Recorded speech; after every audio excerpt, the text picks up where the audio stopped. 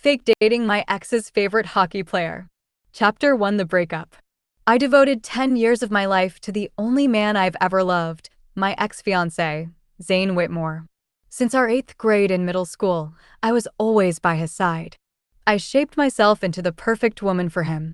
I kept my black curls cut short, just the way he liked. I never wore makeup. I dressed in outfits he approved of because he didn't like when other men looked at me.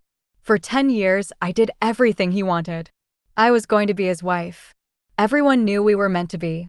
So it made no sense when, 6 months ago, he threw it all away. "What did you say?" My voice was barely above a whisper. Zane stared at me across the restaurant table, his expression unreadable. "I had made this reservation months ago for our 10-year anniversary. I think we should break up," he said. I blinked. My heart pounded in my chest. "Zane, is this supposed to be a joke?" "Because it's not funny, babe." "I'm not joking, Emilia." "No, you have to be joking." My voice rose slightly and I glanced around. People were staring.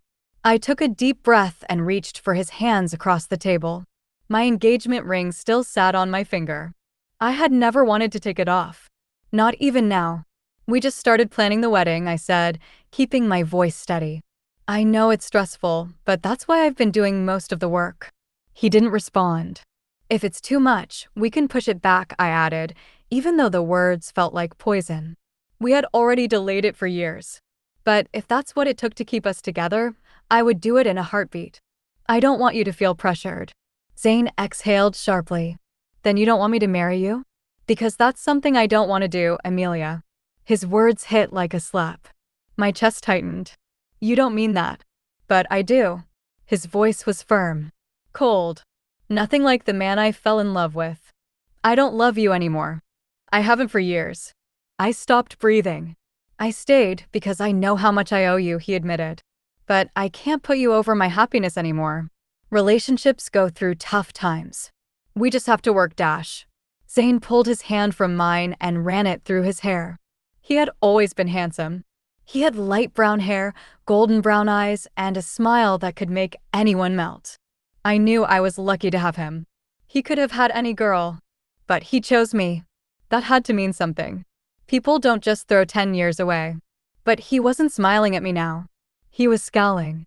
He stood, dusting his hand on his thigh like my touch was something dirty. "I don't want to work on anything. Not with you." His voice was flat. "It's been 10 years, Emmy. If we were meant to be, wouldn't we have gotten married by now?" The nickname stung. I stared down at my plate. "The only reason we're not married yet is because you had to focus on your career dash." "No." His tone was sharp. "It's because I never saw you as someone I could marry." The words hit like a punch to the stomach.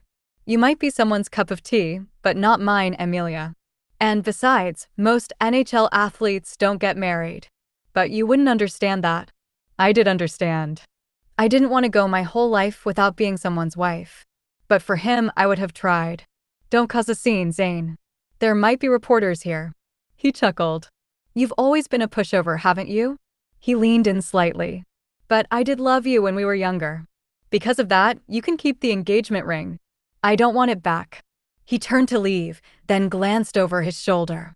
"Oh, and we can't live together anymore. You get that, right? I'm a free man now. I should be able to bring my hookups to my own fucking house." He smirked. "Leave the key in the flower pot." Then he walked away. And, just like that, he took my life with him.